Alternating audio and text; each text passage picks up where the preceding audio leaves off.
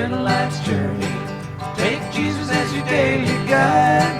Though you may feel pure and saintly, without him walking by your side.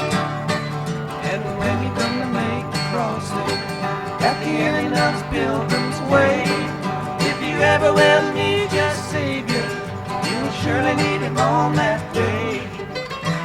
Now look at that Old Jordan, look at its deep, deep water, look at that wide river. Oh, Hear the mighty billows roll. you better take Jesus with you, He's a true companion.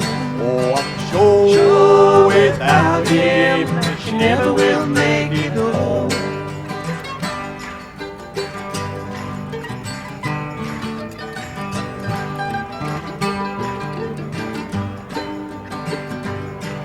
That awful day of judgment is coming in the by and by.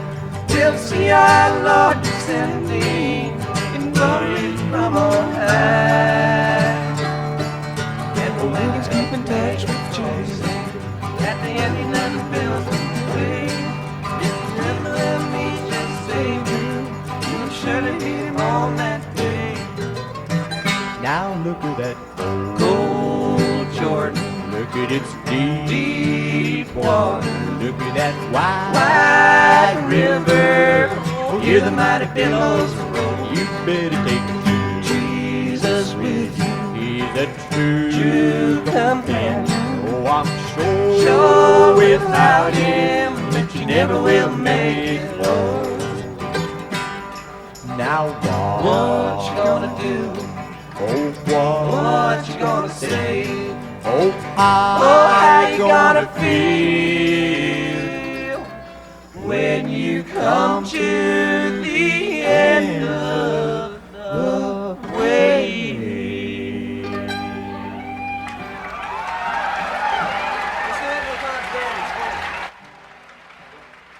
This series of cassettes is intended to give a complete word-for-word recorded version of the big book Alcoholics Anonymous, including the following: the preface, the 3 forewords, the first 11 chapters, Dr. Bob's Nightmare, and Alcoholics Anonymous number 3.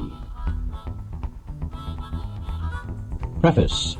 This is the 3rd edition of the book Alcoholics Anonymous. The first edition appeared in April 1939, and in the following 16 years, more than 300,000 copies went into circulation. The second edition, published in 1955, reached a total of more than 1,150,000 copies. Because this book has become the basic text for our society and has helped such large numbers of alcoholic men and women to recovery, there exists a sentiment against any radical changes being made in it. Therefore, the first portion of this volume, describing the AA recovery program, has been left untouched in the course of revisions made for both the second and the third editions. The section called The Doctor's Opinion has been kept intact, just as it was originally written in 1939 by the late Dr. William D. Silkworth, our society's great medical benefactor. The second edition added the appendices, the 12 traditions, and the directions for getting in touch with AA. But the chief change was in the section of personal stories, which was expanded to reflect the fellowship's growth. Bill's story, Dr. Bob's Nightmare, and 6 other personal histories from the first edition were retained. 30 new stories were added, and the story section was divided into 3 parts. In this third edition, Part 1, Pioneers of AA, stands unchanged.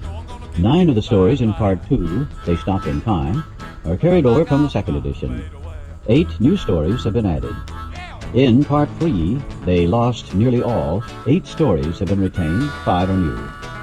All changes made over the years in the Big Book, AA members' fond nickname for this volume, have had the same purpose: to represent the current membership of Alcoholics Anonymous more accurately, and thereby to reach more alcoholics.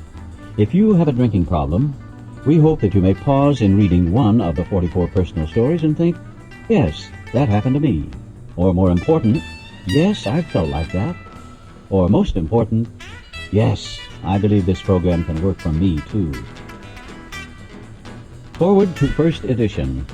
This is the forward as it appeared in the first printing of the first edition in 1939. We of Alcoholics Anonymous are more than 100 men and women who have recovered from a seemingly hopeless state of mind and body. To show other alcoholics precisely how we have recovered is the main purpose of this book. For them, we hope these pages will prove so convincing that no further authentication will be necessary. We think this account of our experiences will help everyone to better understand the alcoholic. Many do not comprehend that the alcoholic is a very sick person. And besides, we are sure that our way of living has its advantages for all. It is important that we remain anonymous, because we are too few at present to handle the overwhelming number of personal appeals which may result from this publication. Being mostly business or professional folk, we could not well carry on our occupations in such an event. We would like it understood that our alcoholic work is an avocation. When writing or speaking publicly about alcoholism, we urge each of our fellowship to omit his personal name, designating himself instead as a member of Alcoholics Anonymous. Very earnestly, we ask the press also to observe this request, for otherwise we should be greatly handicapped. We are not an organization in the conventional sense of the word. There are no fees or dues whatsoever. The only requirement for membership is an honest desire to stop drinking. We are not allied with any particular faith, sect, or denomination, nor do we oppose anyone. We simply wish to be helpful to those who are afflicted.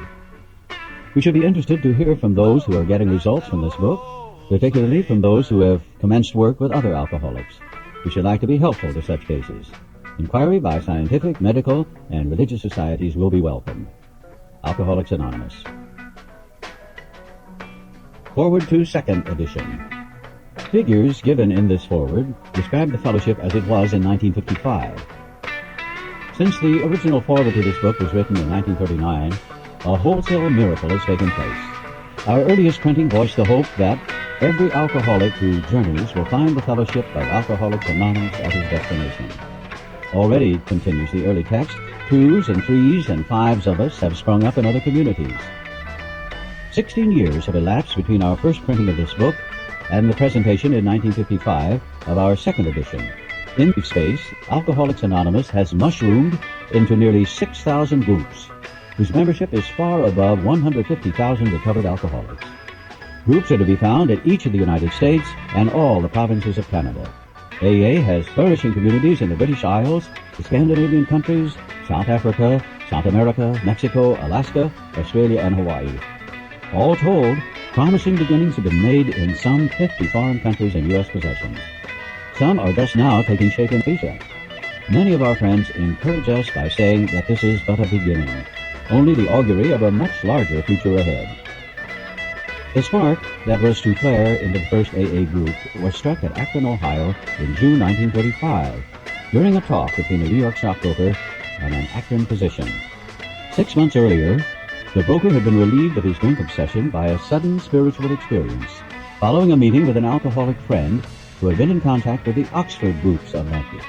He had also been greatly helped by the late Dr. William D. Silkworth, a New York specialist in alcoholism, who is now accounted no less than a medical saint by AA members, and whose story of the early days of our society appears in the next pages. From this doctor, the broker had learned the grave nature of alcoholism. Though he could not accept all the tenets of the Oxford groups, he was convinced of the need for moral inventory, confession of personality defects, restitution to those harmed, helpfulness to others, and the necessity of belief in and dependence upon God. Prior to his journey to Akron, the broker had worked hard with many alcoholics on the theory that only an alcoholic could help an alcoholic. But he had succeeded only in keeping sober himself. The broker had gone to Akron on a business venture which had collapsed, leaving him greatly in fear that he might start drinking again. He suddenly realized that in order to save himself, he must carry his message to another alcoholic. That alcoholic turned out to be the Akron physician. This physician had repeatedly tried spiritual means to resolve his alcoholic dilemma, but had failed. But when the broker gave him Dr. Silkworth's description of alcoholism and its hopelessness, the physician began to pursue the spiritual remedy for his malady with a willingness he had never before been able to muster. He sobered, never to drink again up to the moment of his death in 1950. This seemed to prove that one alcoholic could affect another, as no non-alcoholic could. It also indicated that strenuous work, one alcoholic with another, was vital to permanent recovery. Hence, the two men set to work almost frantically upon alcoholics arriving in the ward of the Akron City Hospital. Their very first case, a desperate one, recovered immediately and became AA number 3. He never had another drink. This work at Akron continued through the summer of 1935. There were many failures, but there was an occasional heartening success. When the broker returned to New York in the fall of 1935, the first AA group had actually been formed, though no one realized it at the time. By late 1937, the number of members having substantial sobriety time behind them was sufficient to convince the membership that a new light had entered the dark world of the alcoholic. A second small group had promptly taken shape at New York. And besides, there were scattered alcoholics who had picked up the basic ideas in Akron or New York and were trying to form AA groups in other cities. It was now time, the struggling groups thought, to place their message and unique experience before the world. This determination bore fruit in the spring of 1939 by the publication of this volume. The membership had then reached about 100 men and women. The fledgling society, which had been nameless, now began to be called Alcoholics Anonymous, from the title of its own book. The flying blind period ended, and AA entered a new phase of its pioneering time. With the appearance of the new book, a great deal began to happen. Dr. Harry Emerson Fosdick, the noted clergyman, reviewed it with approval. In the fall of 1939, Fulton Oursler, then editor of Liberty, created a piece in his magazine called Alcoholics and God. This brought a rush of 800 frantic inquiries into the little New York office, which meanwhile had been established. Each inquiry was painstakingly answered. Pamphlets and books were sent out. Businessmen traveling out of existing groups were referred to these prospective newcomers.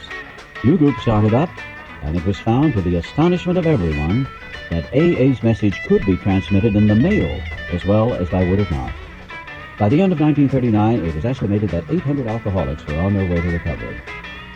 In the spring of 1940, John D. Rockefeller Jr. gave a dinner for many of his friends, to which he invited AA members to tell their stories. News of this got on the world wires. Inquiries poured in again, and many people went to the bookstores to get the book Alcoholics Anonymous. By March 1941, the membership had shot up to 2,000. Then Jack Alexander wrote a feature article in the Saturday Evening Post and placed such a compelling picture of AA before the general public that alcoholics in need of help really deluged us. By the close of 1941, AA numbered 8,000 members. The mushrooming process was in full swing. AA had become a national institution. Our society then entered a fearsome and exciting adolescent period. The test that it faced was, could these large numbers of erstwhile erratic alcoholics successfully meet and work together? Would there be quarrels over membership, leadership, and money? Would there be strivings for power and prestige? Would there be schisms which would split AA apart? Soon AA was beset by these very problems on every side and in every group. But out of this frightening and at first disrupting experience, the conviction grew that AAs had to hang together or die separately. We had to unify our fellowship or pass off the scene. As we discovered the principles by which the individual alcoholic could live, so we had to evolve the principles by which the AA groups and AA as a whole could survive and function effectively. It was thought that no alcoholic man or woman could be excluded from our society, that our leaders might serve but never govern, that each group was to be autonomous, and there was to be no professional class of therapy.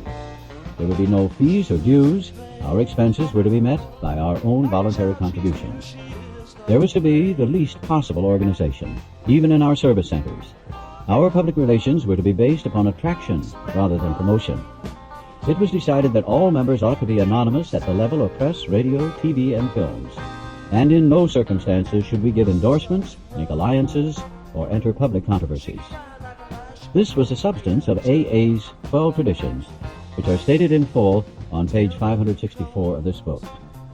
Though none of these principles had the force of rules or laws, they had become so widely accepted by 1950 that they were confirmed by our first international conference held at Cleveland. Today, the remarkable unity of AA is one of the greatest assets that our society has. While the internal difficulties of our adolescent period were being ironed out, public acceptance of AA grew by leaps and bounds. For this, there were two principal reasons: the large numbers of recoveries and reunited homes. These made their impressions everywhere. Of alcoholics who came to AA and really tried, 50% got sober at once and remained that way. 25% sobered up after some relapses, and among the remainder, those who stayed on with AA showed improvement. Other thousands came to a few AA meetings and at first decided they didn't want the program, but great numbers of these, about 2 out of 3, began to return as time passed. Another reason for the wide acceptance of AA was the ministration of friends in medicine, religion, and the press, together with innumerable others who became our able and persistent advocates. Without such support, AA could have made only the slowest progress. Some of the recommendations of AA's early medical and religious friends will be found further on in this book. Alcoholics Anonymous is not a religious organization. Neither does AA take any particular medical point of view, though we cooperate widely with the men of medicine, well, as with the men of religion. Alcohol being no respecter of persons, we are an accurate cross-section of America. And in distant lands, the same democratic evening up process is now going on. By personal religious affiliation, we include Catholics, Protestants, Jews, Hindus, and a sprinkling of Muslims and Buddhists. More than 15% of us are women.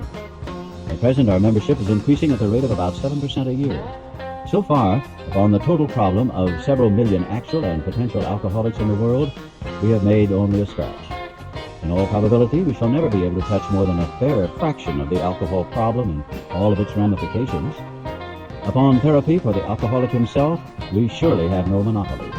Yet it is our great hope that all those who have as yet found no answer may begin to find one in the pages of this book, and will presently join us on the high road to new freedom. Forward to third edition. By March 1976, when this edition went to the printer, the total worldwide membership of Alcoholics Anonymous was conservatively estimated at more than 1 million, with almost 28,000 groups meeting in over 90 countries. Surveys of groups in the United States and Canada indicate that AA is reaching out, not only to more and more people, but to a wider and wider range. Women now make up more than 1/4 of the membership. Among newer members, the proportion is nearly 1/3. 7% of the AA surveyed are less than 30 years of age, among them many in their teens. The basic principles of the AA program, it appears, hold good for individuals with many different lifestyles, just as the program has brought recovery to those of many different nationalities. The 12 steps that summarize the program may be called Los 12 Pasos in one country, Les 12 Étapes in another, but they trace exactly the same path to recovery that was blazed by the earliest members of Alcoholics Anonymous. In spite of the great increase in the size and the span of this fellowship, at its core, it remains simple and personal. Each day, somewhere in the world, recovery begins when one alcoholic talks with another alcoholic, sharing experience, strength, and hope. The footnotes on this page tell us that in 1978, more than 30,000 groups are meeting in over 90 countries. And in 1978, about 1/3 of the membership is composed of women, and 11% are 30 and under. The doctor's opinion. We of Alcoholics Anonymous believe that the reader will be interested in the medical estimate of the plan of recovery described in this book. Convincing testimony must surely come from medical men who have had experience with the sufferings of our members and have witnessed our return to health. A well-known doctor, chief physician at a nationally prominent hospital specializing in alcoholic and drug addiction, gave Alcoholics Anonymous this spell. To whom it may concern, I have specialized in the treatment of alcoholism for many years. In late 1934, I attended a patient who, though he had been a competent businessman of good earning capacity, was an alcoholic of a type I had come to regard as hopeless. In the course of his third treatment, he acquired certain ideas concerning a possible means of recovery. As part of his rehabilitation, he commenced to present his conceptions to other alcoholics, impressing upon them that they must do likewise with still others. This has become the basis of a rapidly growing fellowship of these men and their families. This man, and over 100 others, appear to have recovered.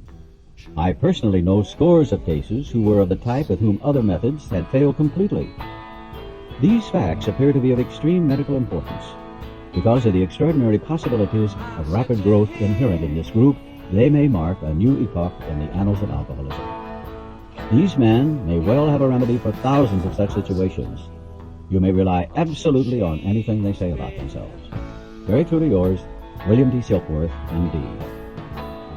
The physician who, at our request, gave us this letter has been kind enough to enlarge upon his views in another statement which follows. In this statement, he confirms what we who have suffered alcoholic torture must believe, that the body of the alcoholic is quite as abnormal as his mind. It did not satisfy us to be told that we could not control our drinking just because we were maladjusted to life, that we were in full flight from reality or were outright mental defectives. These things were true to some extent, in fact to a considerable extent for some of us. But we are sure that our bodies were sickened as well. In our belief, any picture of the alcoholic which leaves out this physical factor is incomplete. The doctor's theory that we have an allergy to alcohol interests us. As laymen, our opinion as to its soundness may of course mean little, but as ex-problem drinkers, we can say that his explanation makes good sense. It explains many things for which we cannot otherwise account. Though we work out our solution on the spiritual as well as an altruistic plane, we favor hospitalization for the alcoholic who is very jittery or befogged. More often than not, it is imperative that a man's brain be cleared before he is approached, as he has then a better chance of understanding and accepting what we have to offer. The doctor writes, the subject presented in this book seems to me to be of paramount importance to those afflicted with alcoholic addiction. I say this after many years' experience as medical director of one of the oldest hospitals in the country treating alcoholic and drug addiction. There was, therefore, a sense of real satisfaction when I was asked to contribute a few words on a subject which is covered in such masterly detail in these pages. We doctors have realized for a long time that some form of moral psychology was of urgent importance to alcoholics, but its application presented difficulties beyond our conception. What with our ultra-modern standards, our scientific approach to everything, we are perhaps not well equipped to apply the powers of good that lie outside our synthetic knowledge. Many years ago, one of the leading contributors to this book came under our care in this hospital, and while here, he acquired some ideas which he put into practical application at once. Later, he requested the privilege of being allowed to tell his story to other patients here, and with some misgiving, we consented. The cases we have followed through have been most interesting. In fact, many of them are amazing. The unselfishness of these men, as we have come to know them, the entire absence of profit motives, and their community spirit is indeed inspiring to one who has labored long and wearily in this alcoholic field. They believe in themselves, and still more, in the power which pulls chronic alcoholics back from the gates of death. Of course, an alcoholic ought to be freed from his physical craving for liquor, and this often requires a definite hospital procedure before psychological measures can be of maximum benefit.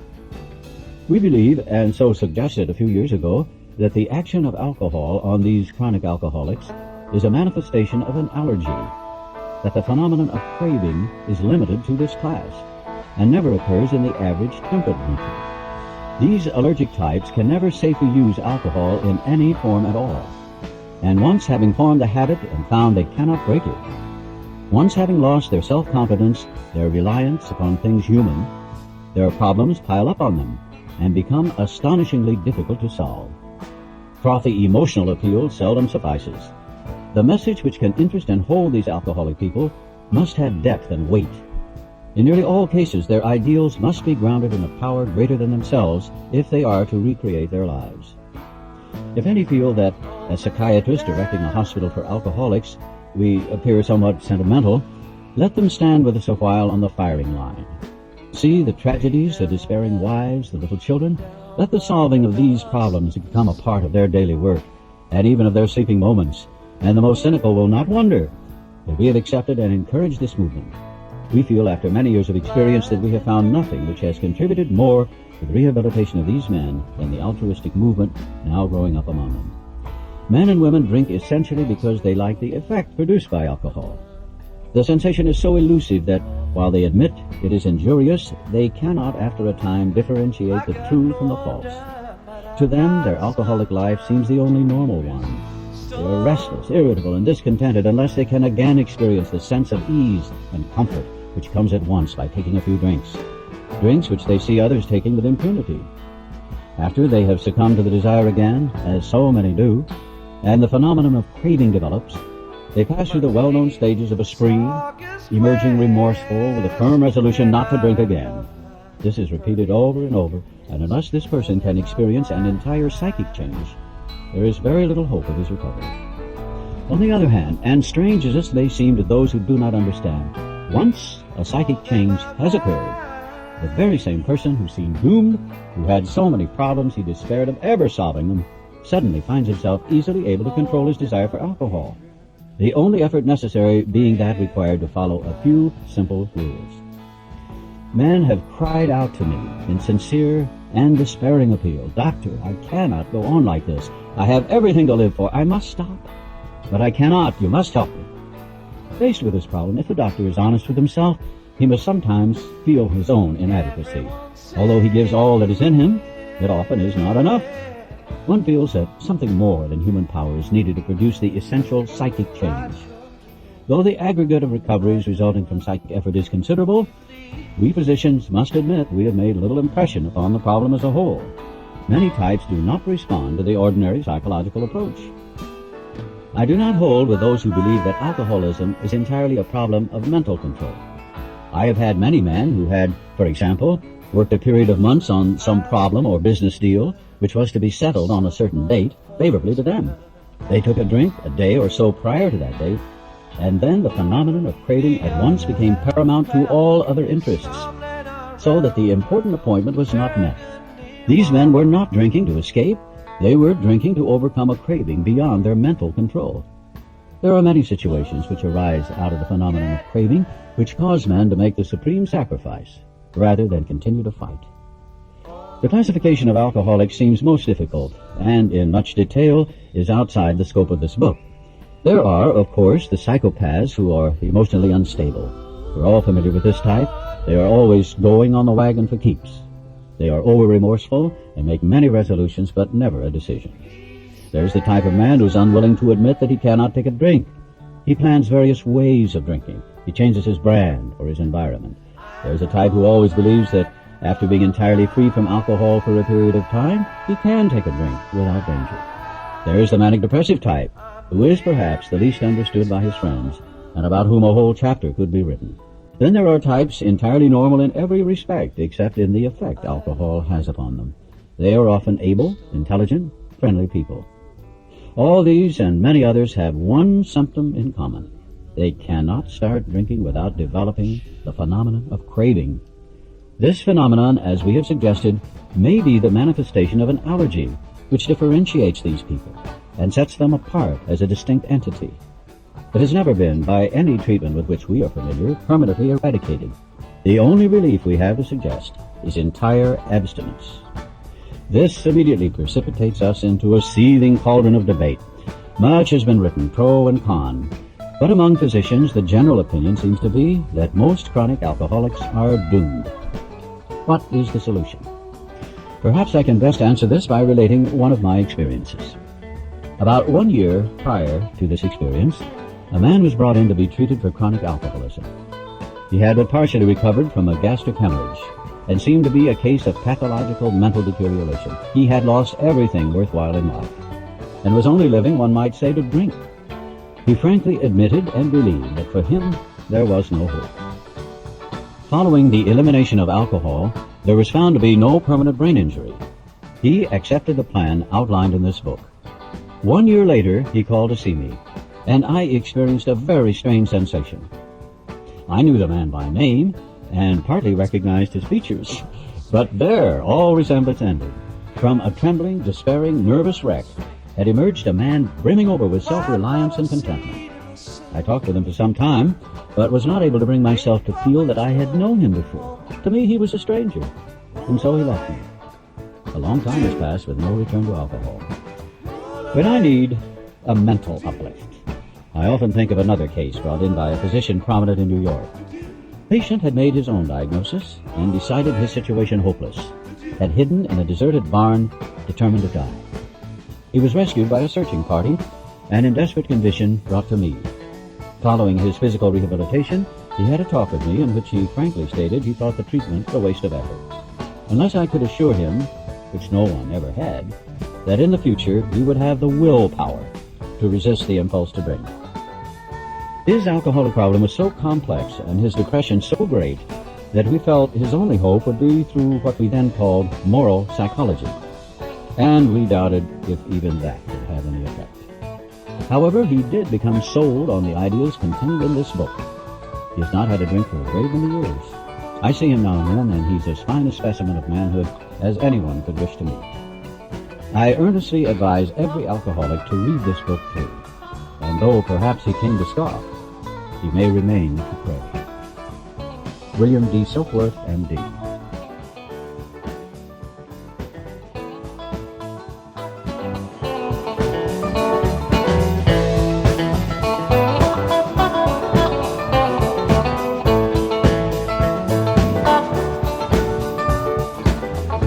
Tell you where the always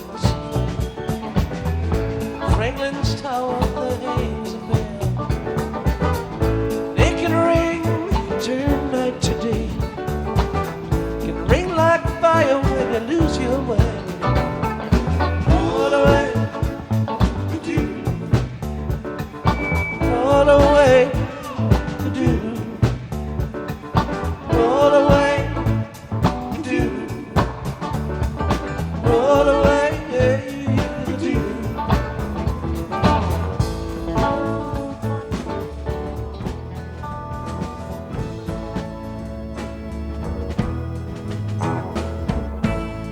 Pain in my heart, treating me cold, waking my baby be Lord, no one knows. Pain in my heart won't let me be. Where can my baby be, Lord? Where can she be? And when my day begin to get rough, why don't you love me, love me, love me right now? I've had enough of this little old pain in my heart, pain in my heart, waking my baby be now. Where can she be? Oh, pain in my heart, treating me cold. Where can my baby be now, now, now, now? No one knows. And when my day, now, now, begin to get tough, why don't you come back, come back, come back right now, now?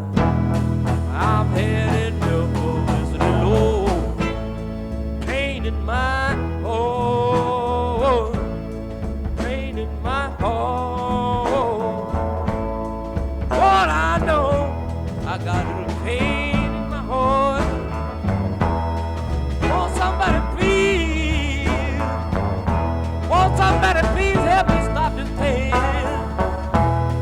I got a little bit of pain in my heart. I got a little bit of pain living now, now, now, now, now, now in my heart. I don't know what to do now.